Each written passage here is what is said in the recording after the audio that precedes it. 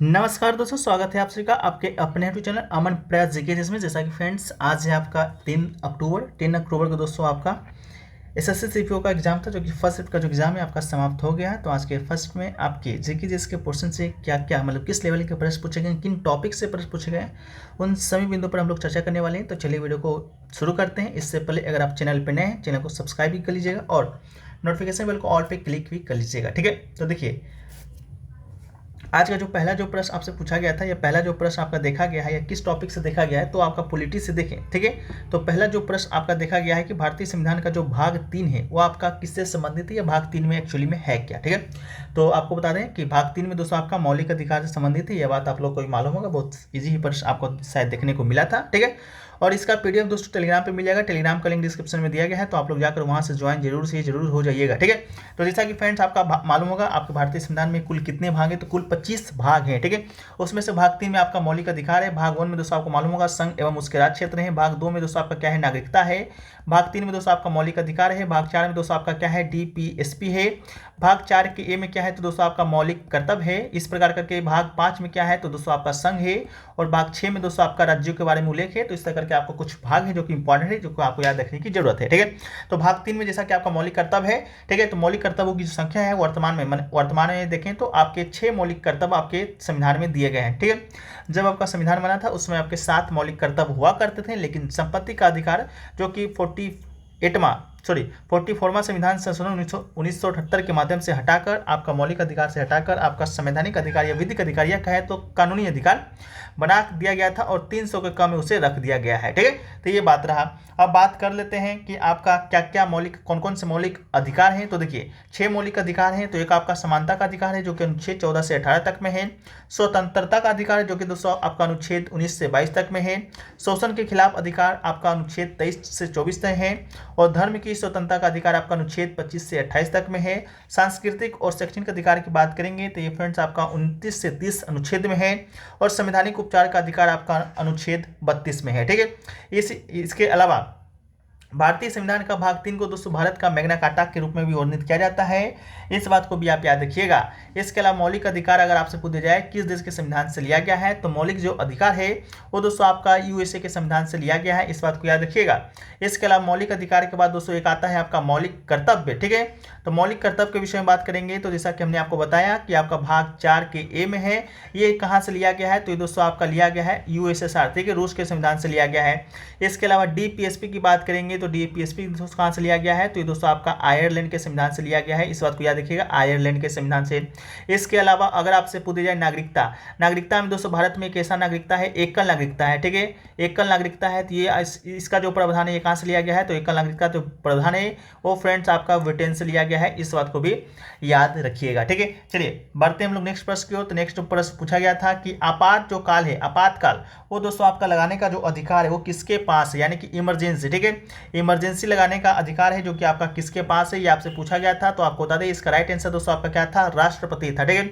आपातकाल जो देश में लगाने का जो शक्ति है वो दोस्तों आपका राष्ट्रपति के पास है, ठीक है। इसके अलावा अगर आपसे पूछा जाए कि आपात जो काल है आपका किस अनुच्छेद में है, किस भाग में है, तो देखिए भारतीय संविधान में जो आपातकाल का उपबंध किया गया है वो आपका भाग 18 में किया गया है, ठीक है। भाग कौन से में किया गया है, 18 में किया गया है। जैसा कि आपको बताए थे कि टोटल 25 भाग है, ठीक है, उसमें से जो 18वां जो भाग है वो आपके आपातकाल से संबंधित है, ठीक है। अगर आपसे पूछ दिया जाए अनुच्छेद, ठीक है, तो अनुच्छेद की बात करेंगे तो अनुच्छेद आपका 352 से लेकर 356, ठीक है, अनुच्छेद 352 से लेकर अनुच्छेद 356 तक का जो अनुच्छेद है वो दोस्तों आपका किससे संबंधित है, तो आपातकाल से संबंधित है, ठीक है।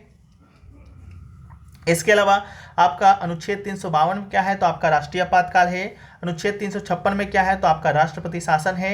इसके अलावा अनुच्छेद 360 में क्या है, तो ये दोस्तों आपका वित्तीय आपातकाल है। इस बात को याद रखिएगा। अनुच्छेद 352 के तहत जो आपातकाल की जो घोषणा है अब तक 3 बार किया जा चुका है। वो आपका 1962 में किया गया था, आपका 1971 में किया गया था, और आपका 1975 में किया गया था, ठीक है। 1962 1971 में आपका बाहरी आक्रमण के कारण, 1975 में आपका आंतरिक अशांति के कारण, ठीक है।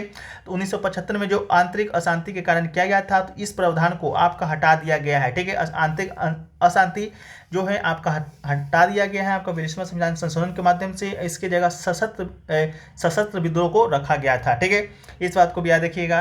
टाइप ऑफ इमरजेंसी की बात तो हम लोग कर लिए हैं, नेशनल इमरजेंसी, एक आपका स्टेट इमरजेंसी, एक आपका फाइनेंशियल इमरजेंसी है, ठीक है।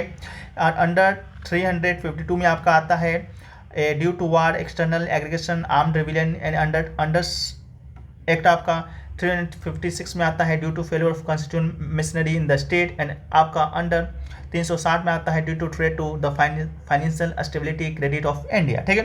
तो आपका जो इमरजेंसी फाइनेंशियल इमरजेंसी है दोस्तों आप अभी तक भारत में एक बार भी नहीं लगा है। आपका नेशनल इमरजेंसी आपका 3 बार लगा है, स्टेट इमरजेंसी आपका हर एक राज्यों में लगता है, ठीक है, बहुत सारे राज्यों में लग भी चुका है। नेक्स्ट क्वेश्चन पूछा गया आपका कि तानसेन है जो कि आपका किसके दरबार में था। तानसेन की बात करेंगे तो आपका मुगल सम्राट अकबर के दरबार का प्रसिद्ध क्या था, संगीतकार था। इस बात को याद रखिएगा। हिंदुस्तानी संगीत के जाने माने गायक थे, वो दरबार के 9 रत्नों में से एक थे। उनके गुरु सूफी संत मोहम्मद गौस थे, ठीक है। अकबर के दरबार में 9 रत्न हुआ करते थे, उसमें से आपका जो तानसेन है वो दोस्तों आपका एक था, ठीक है। इसके अलावा अकबर ने तानसेन को अपने दरबार में 9 रत्नों में से एक बनाया था और उसने बिया की उपाधि प्रदान किया था। तानसेन उन्हें ग्वालियर के राजा विक्रमजीत के द्वारा दी गई उपाधि थी। अकबर ने तानसेन को कांताभरण वन विलास की उपाधि भी दी थी। और युवा के राजा रामचंद्र सिंह और अकबर का भी दरबारी कवि था। वो गायन की ध्रुपद शैली से विशिष्ट था और उन्हें रात्रि राग दरबार, कान्हा, भोर राग मियाँ की टोरी, मध्यान्ह राग मियाँ के राग, मौसमी राग मियाँ की मल्हार का आविष्कार भी इन्होंने किया था। आपसे ये पूछा जाएगा कि मियाँ का जो मल्हार है वो आपका किसके द्वारा रचित है, तो तानसेन के द्वारा रचित है। ये क्वेश्चन आपसे पूछा गया है पहले भी, ठीक है। इसके अलावा उन्होंने हिंदू देवी देवताओं जैसे गणेश, शिव, पार्वती और राम पर कई ध्रुपद की रचना भी की थी, ठीक है। इस बात को भी याद रखिएगा, ठीक है। चलिए नेक्स्ट क्वेश्चन की बात करते हैं। तो पूछा गया कि तीसरा गोलमेज सम्मेलन आपका कब हुआ था, ठीक है। तो तीसरा गोलमेज सम्मेलन की बात करेंगे तो ये फ्रेंड्स आपका कब हुआ है। तो तीसरा जो गोलमेज सम्मेलन है वो दोस्तों आपका हुआ था 1932 में। अगर आपसे डेट पूछ दिया जाए, डेट तो आपका 17 नवंबर से लेकर 24 दिसंबर 1931 के बीच आपका जो है आपका क्या हुआ था, तीसरा गोलमेज सम्मेलन हुआ था, ठीक है। उसके अलावा पहला गोलमेज सम्मेलन की बात करेंगे तो ये फ्रेंड्स आपका कब हुआ है, तो ये आपका 1930 में हुआ है। आपका दूसरा गोलमेज सम्मेलन आपका 1931 में हुआ है। तीसरा तो आपसे पूछा गया था 1932 में हुआ है, ठीक है। अगर आपसे इससे संबंधित और फैक्ट्स पूछेगा तो आपको बता दें कि आपसे ये पूछा जा सकता है कि महात्मा गांधी जी ने कौन से गोलमेज सम्मेलन में भाग लिया था। तो महात्मा गांधी ने आपका जो द्वितीय यानी कि दूसरा गोलमेज सम्मेलन हुआ था, कांग्रेस की ओर से इन्होंने इस सम्मेलन में भाग लिया था। और पूछा जा सकता है कि आपका जो तीनों गोलमेज सम्मेलन में भाग लेने वाले कौन ऐसे एकमात्र नेता है या राजनेता थे, तो आपके भीमराव अंबेडकर जी थे, ठीक है, जिन्होंने तीनों गोलमेज सम्मेलन में आपका भाग लिया था। इस बात को भी याद रखिएगा, ठीक है। चलिए नेक्स्ट क्वेश्चन की बात करते हैं। तो नेक्स्ट क्वेश्चन जो आपसे पूछा गया है वो पूछा गया कि पृथ्वीराज तृतीय आपका किस वंश से संबंधित था, ठीक है।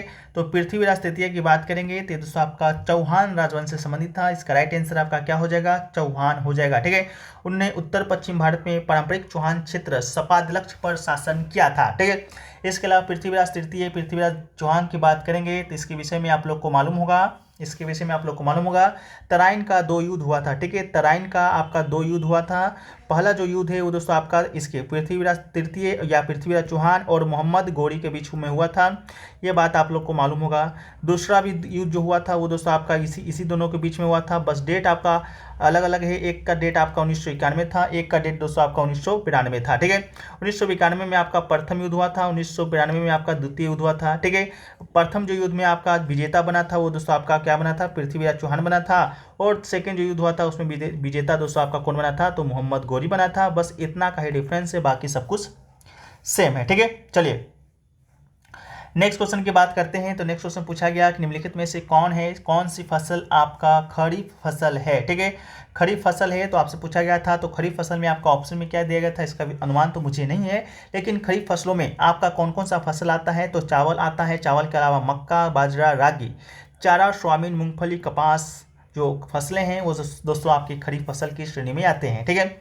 इसके अलावा कुछ फसलों के बारे में हम लोग और देखें तो खरीफ फसल को मानसून फसल भी कहा जाता है, क्योंकि उनकी मानसून के मौसम में खेती की जाती है।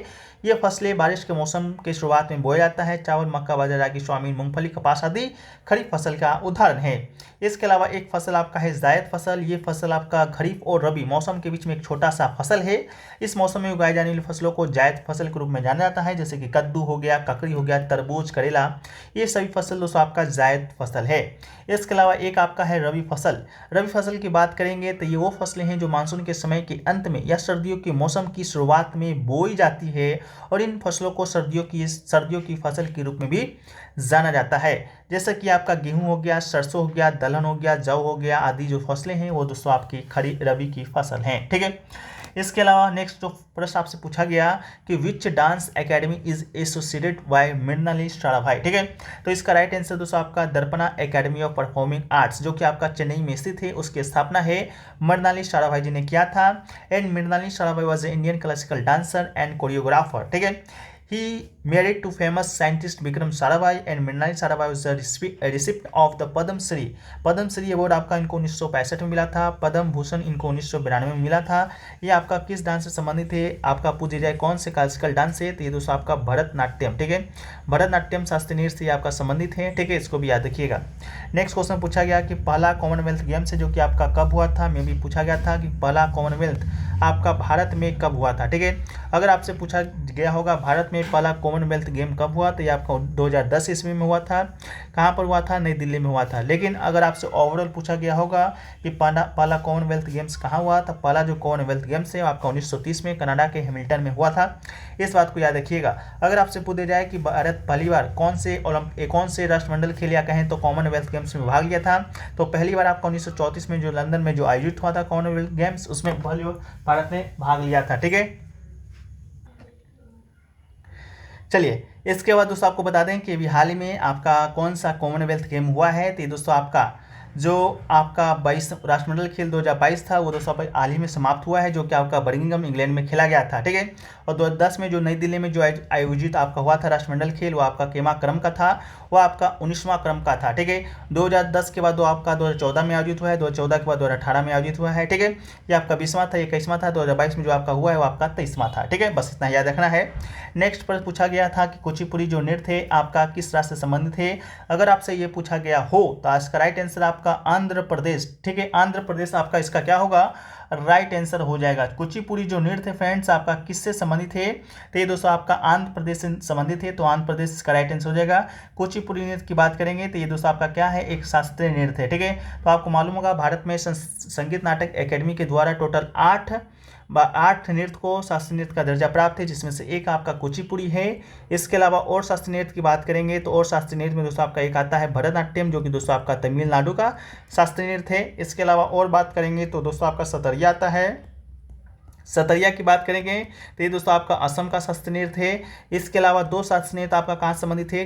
आपका केरल से संबंधित है। एक तो आपका मोहिनीअट्टम हो गया, एक दोस्तों आपका कथक कली हो गया। ठीक है, तो मोहिनीअट्टम और कथक कली ये दोनों शास्त्रीय नृत्य दोस्तों आपका कहाँ संबंधित है? तो ये दोस्तों आपका केरल से संबंधित है। इसके अलावा और शास्त्रीय नृत्य में बात करेंगे तो आपका कथक हो जाएगा, जो कि दोस्तों आपका उत्तर भारत मध्य भारत से संबंधित आपका है, इसको भी याद रखिएगा। इसके अलावा 2 शास्त्रीय नृत्य तो आपका राज्यों से संबंधित ही है, जो कि आपका उड़ीसी है। इसके अलावा मणिपुरी है। ठीक है, तो उड़ीसी शास्त्रीय नृत्य आपका उड़ीसा से हो जाएगा और मणिपुरी शास्त्रीय नृत्य दोस्तों आपका मणिपुर से हो जाएगा। ठीक है, चलिए ये पूछा गया था। इसके अलावा प्लास्टिक का यूज पूछा गया था कि नहीं पूछा गया था, इसमें थोड़ा डाउट है, फिर भी आप लोग देख लीजिएगा। आपसे नेक्स्ट अगले शिफ्ट में कभी ना कभी पूछा जा ही सकता है। तो प्लास्टिक का युद्ध दोस्तों आपका 23 जून 1757 को हुआ था। ठीक है, आपको इसको याद रखने की जरूरत है। इसके अलावा किसके किसके बीच में अगर आपसे पूछा जाए तो ये आपको ब्रिटिश ईस्ट इंडिया कंपनी की सेना के बीच हुआ था। दूसरी ओर आपका बंगाल का सेना था। ठीक है, बंगाल की सेना था, ये ब्रिटिश ईस्ट इंडिया कंपनी का जो सेना का जो नेतृत्व था वो आपका रॉबर्ट क्लाइव कर रहा था, और बंगाल का जो नवाब था वो आपका सिराजुद्दौला था। ठीक है, इसके अलावा पूछा गया था दोस्तों आपका थंडर का एंटोनिम्स पूछा गया था। तो थंडर का एंटोनिम्स में आपका विस्पर हो जाएगा, विस्पर के अलावा माउथ हो जाएगा, माउथ के अलावा दोस्तों आपका मुड़मुड़ हो जाएगा, ग्रंट हो जाएगा, मम्बल हो जाएगा, मटर, श्रिक, विम्पर एंड पुले, ये सभी फ्रेंड्स आपका थंडर का क्या हो जाएगा? सिनोनिम्स हो जाएगा। नेक्स्ट पूछा गया था राष्ट्रीय महिला आयोग की स्थापना है, जो कि आपका कब हुआ था, कौन से एक्ट के तहत हुआ था। तो राष्ट्रीय महिला आयोग का जो स्थापना है आपका विधेयक एक्ट आपका 1990 का था। आपका जो कि 22 मई 1990 को लोकसभा में पेश किया गया था। ठीक है, अगर आपसे पूछा जाए कब हुआ था तो ये तो आपका 1992 में हुआ था, इस बात को भी आप याद रखिएगा। इस निकाय की स्थापना महिलाओं के लिए संवैधानिक और कानूनी सुरक्षा उपायों की समीक्षा के लिए किया गया था। ठीक है, नेक्स्ट क्वेश्चन की बात करेंगे तो नेक्स्ट क्वेश्चन देखिए पूछा गया कि पंजाब से लोकसभा में कितने सांसद है। ठीक है, क्या पंजाब से लोकसभा की सीटें कितनी हैं, अगर ये आपसे पूछा गया है तो पंजाब में लोकसभा की सीटें की संख्या दोस्तों आपका 13 है लोकसभा। अगर ओवरऑल आपसे संसद पूछेगा तो लोकसभा राज्यसभा मिलाकर तो टोटल 20 सांसद हो जाएगा। 13 लोकसभा का है, 7 आपका राज्यसभा का है। इसके अलावा भारत में सबसे ज़्यादा लोकसभा की सीटें अभी वर्तमान में कहाँ पर है, कहाँ की है, तो दोस्तों आपका उत्तर प्रदेश की है। उत्तर प्रदेश में आपका टोटल लोकसभा की सीटों की संख्या की बात करेंगे तो टोटल आपका 80 सीट है। ठीक है, 80 सीट आपका उत्तर प्रदेश का है। ठीक है, इसको याद रखिएगा। नेक्स्ट पूछा गया कि पानी से डरने वालों को क्या कहा जाता है, तो पानी से डरने वालों को दोस्तों आपका एक्वाफोबिया कहा जाता है, इस बात को याद रखिएगा। ठीक है, एक्वाफोबिया। नेक्स्ट क्वेश्चन पूछा गया अजमेर की राजधानी है जो कि किसने बनाया था, तो अजमेर को अजय राज चौहान वंश का एक महान शासक था, उन्होंने ही अजमेर शहर का स्थापना किया था और अपने राज्य की राजधानी है जो कि बनाया था। अजमेर किले का भी निर्माण है जो कि करवाया था। ठीक है, नेक्स्ट क्वेश्चन पूछा गया था कि 42वां संविधान संशोधन आपका कब हुआ है, तो 42वां संविधान संशोधन की बात करेंगे तो दोस्तों आपका 1976 में हुआ था, ये बात आप लोग को मालूम होना चाहिए। इसके द्वारा आपका संविधान में मौलिक कर्तव्य जो जोड़ा गया था, उस समय आपका 10 मौलिक कर्तव्य जोड़ा गया था, इस बात को याद रखिएगा। एक जो मौलिक कर्तव्य वो आपका बाद में जोड़ा गया था 2002 में 86वां संविधान संशोधन के माध्यम से। ठीक है, इसके अलावा 42वां संविधान संशोधन के विषय में बात करेंगे तो ये आपका संविधान का सबसे महत्वपूर्ण संशोधन माना जाता है, इसे लघु संविधान के रूप में भी जाना जाता है। इसके तहत कुछ अत्यंत महत्वपूर्ण संशोधन किए गए थे जो कि आपके एग्जाम पॉइंट ऑफ व्यू से इंपॉर्टेंट है। इसके तहत आपका जो पहला जो आपका संशोधन हुआ था, आपका जो प्रस्तावना है, प्रस्तावना में 3 शब्द जोड़ा गया था, समाजवादी, धर्मनिरपेक्ष और अखंडता। ठीक है, इसके अलावा इसमें राष्ट्रपति को कैबिनेट की सलाह के लिए बाध्यता का उपबंध भी शामिल किया गया था। इसके तहत संवैधानिक संशोधन को न्यायिक प्रक्रिया से बाहर किया गया था और 3 नीति निर्देशक तत्वों को व्यापक बनाया गया था। ठीक है, बस इतना याद रखिएगा। नेक्स्ट क्वेश्चन पूछा गया कि भुटिया जो डांस है आपका किस राज्य से संबंधित है, तो भुटिया डांस की बात करेंगे तो ये दोस्तों आपका सिक्किम राज्य से संबंधित है, तो सिक्किम इसका राइट आंसर हो जाएगा। इसके अलावा सिक्किम से संबंधित और भी डांस है जैसे कि सिंघी छाम हो गया, याक छाम हो गया, तमांग सोलो हो गया, मारूनी नाच हो गया, ये सभी डांसों का संबंध भी आपका कहाँ से है, सिक्किम से ही है। ठीक है, इसके अलावा अगर आपसे पूछा जाए मांडो डांस है कहाँ से संबंधित है, तो आपका गोवा का लोक नृत्य है। नौटंकी अगर आपको पूछा जाए तो आपका उत्तर प्रदेश का है और वारदा नाट्य, वेटिया, केंचरी, ये सभी दोस्तों आपका उत्तराखंड का आपका लोक नृत्य है। नेक्स्ट क्वेश्चन पूछा गया कि the world climate us divided into how many parts. ठीक है, तो कॉम्पेन वर्गीकरण के सबसे अधिक इस्तेमाल किए जाने वाले रूपों में से ए से ई तक लेवल किए गए 5 प्राथमिक प्रकार हैं, तो इसका राइट आंसर दोस्तों आपका 5 हो जाएगा। ठीक है, इसके अलावा नेक्स्ट क्वेश्चन पूछा गया माई लाइफ बुक पुस्तक के लेखक कौन है, तो माई लाइफ जो पुस्तक है, the story of my life पुस्तक के लेखक है आपका हेलेन केलर। ठीक है, हेलेन केलर जो कि अमेरिका की एक प्रसिद्ध लेखिका है, उनके द्वारा लिखा गया एक आत्मकथा है। ठीक है, इस पुस्तक में वर्तमान में महिलाओं की शिक्षा, उनके सशक्तिकरण का सवाल हमारे देश में अब भी बना हुआ है। नेक्स्ट क्वेश्चन पूछा गया एशियाटिक सोसाइटी की स्थापना किसने किया, तो विलियम जोन्स के द्वारा किया गया था 15 जनवरी 1884 को। इस बात को याद रखिएगा, जब आपका स्थापना हुआ था उस समय जो गवर्नर जनरल था वो दोस्तों आपका लॉर्ड वारेन हेस्टिंग्स था, इस बात को याद रखिएगा। इसके अलावा अगर आपसे पूछा जाए तत्वबोधिनी सभा का स्थापना है वो किसने किया है, तो आपका देवेंद्रनाथ ठाकुर ने किया है। कलकत्ता में 6 अक्टूबर 1839 को। आत्मीय सभा का स्थापना 1815 में कोलकाता में राजा राम मोहन राय जी ने। इसके अलावा जो आत्मीय समाज था वो बाद में चलकर ब्रह्म समाज बन गया, 1828 में राजा राम मोहन राय जी ने किया था।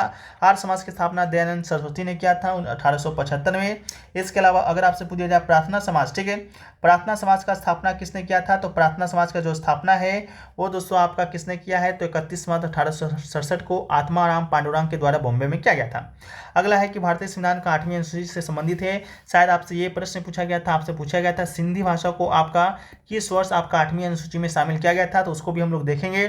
उससे पहले आपको बता दें कि भारत का जो 8वां अनुसूची है वो आपका भारत में जो 22 आधिकारिक भाषा है उससे संबंधित आपका है। ठीक है, इसमें आपका 14 भाषा पहले शुरुआत में संविधान का सब लागू हुआ था उस समय जोड़ा गया था, बाद में जो 8 भाषा है बाद में जोड़ा गया है, जिसमें से 1967 में आपका सिंधी भाषा को जोड़ा गया था, तो सिंधी भाषा पूछा गया था, तो 1967 इसका राइट आंसर हो जाएगा। इसके बाद 1992 में आपका 3 और भाषा जोड़ा गया था, कोंकणी, मणिपुरी और नेपाली। ठीक है, इसके अलावा 2004 में आपका बोडो, डोगरी, मैथिली, संथाली भी भाषा जोड़ा गया है। ठीक है, तो इस प्रकार करके 8 जो भाषा है बाद में आपका जोड़ा गया था। 14 भाषा पहले से थी। इसके अलावा भारत संविधान का 9वीं अनुसूची अगर आपसे पूछा जाए तो दोस्तों आपका भूमि सुधार और जमींदारी प्रथा से संबंधित है। और 10वीं अनुसूची अगर आपसे पूछा जाए तो दल बदल कानून से संबंधित है। इसके अलावा 11वीं अनुसूची अगर आपसे पूछी जाए तो पंचायतों की शक्तियों से संबंधित है। और भारत का 12वीं अनुसूची अगर आपसे पूछ दिया जाए तो दोस्तों आपका नगर पालिकाओं की शक्तियों, अधिकारों और जिम्मेदारों से संबंधित है। ठीक है, तो ये सभी दोस्तों आपके आज के फर्स्ट में पूछे गए थे क्वेश्चन थे, जो कि आपका 100% रियल और 30 क्वेश्चन है। ठीक है, इसके अलावा वीडियो पसंद आया तो वीडियो को लाइक कर दीजिएगा, चैनल पर नए हो चैनल को सब्सक्राइब कर दीजिएगा। मिलते हैं हम लोग नेक्स्ट वीडियो में, जब तक के लिए जय हिंद, जय भारत, वंदे मातरम।